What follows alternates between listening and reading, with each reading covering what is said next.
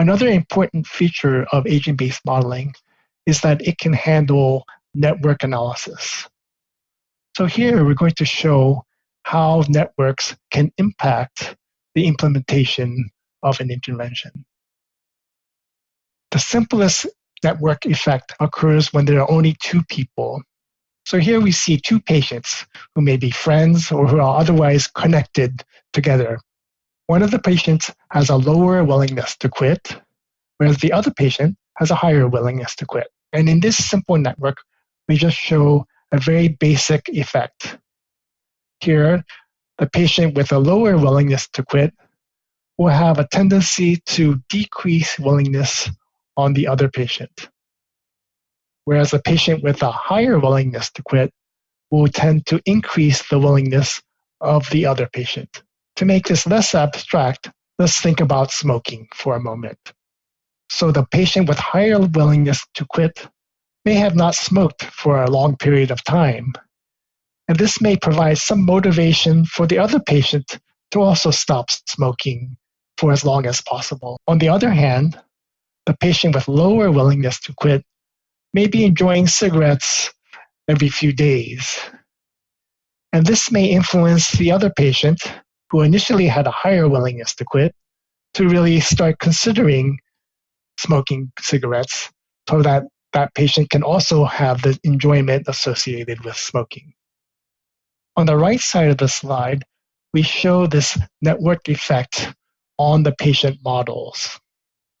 So again, we show on the horizontal axis the cumulative provider effort. So this was the effort done in the intervention before we have this network effect between the two patients. And the vertical axis is the cumulative effects on the patient of the provider effort.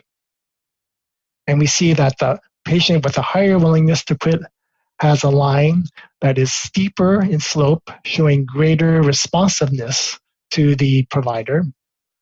And the other patient has a line which has a lower slope. The solid circles shows the results of the intervention, but we also show dashed circles, and those are the effects of the network.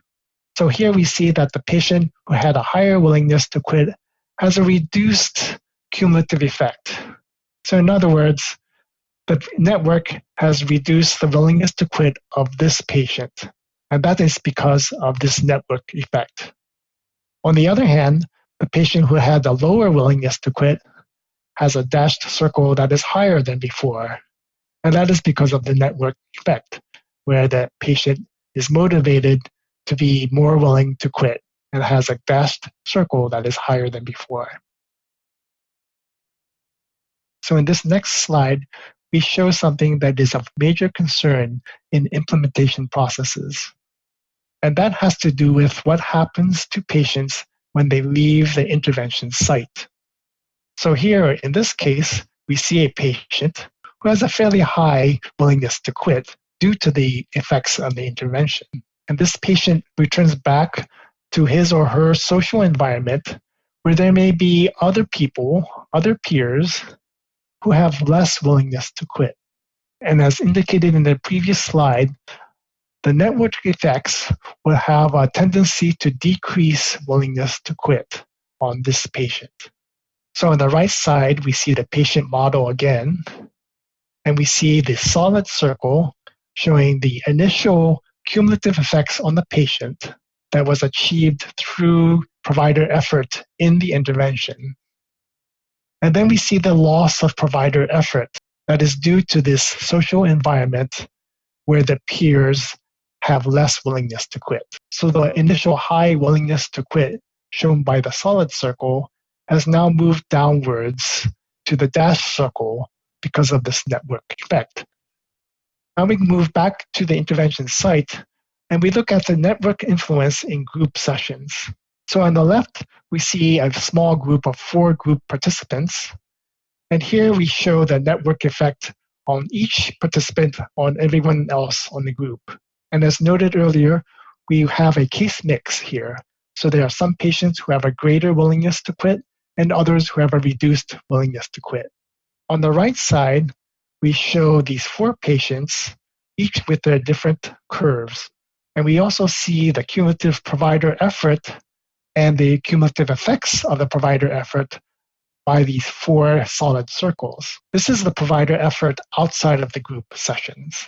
Once the patients enter the group sessions, then we have a network effect, and that is shown by the dashed circles. And here what we see is that those who had higher willingness to quit have a reduction because of the effects of their peers, whereas those who had low willingness to quit have an increase, again, because of the effect of their peers.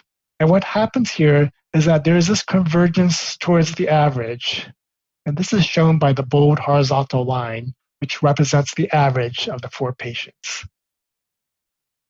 There's one thing that's missing in this slide, however, and that is the provider. So what we've shown here are the group participants, but we have not yet shown the provider and the role of the provider in these group sessions. There are many ways in which the provider can handle these group sessions. And the one aspect I'm sharing here is when the provider promotes positive peer effects. So in other words, the provider is promoting the effects from those patients who have higher willingness to quit. On the right side of the slide, we show how this effect shows up in the patient models. And what happens is that the increases in the cumulative effects on the patients is higher than the reductions due to the network effects. In other words, by promoting positive peer effects, the provider has put greater weight on the increases in the cumulative effects on the patient.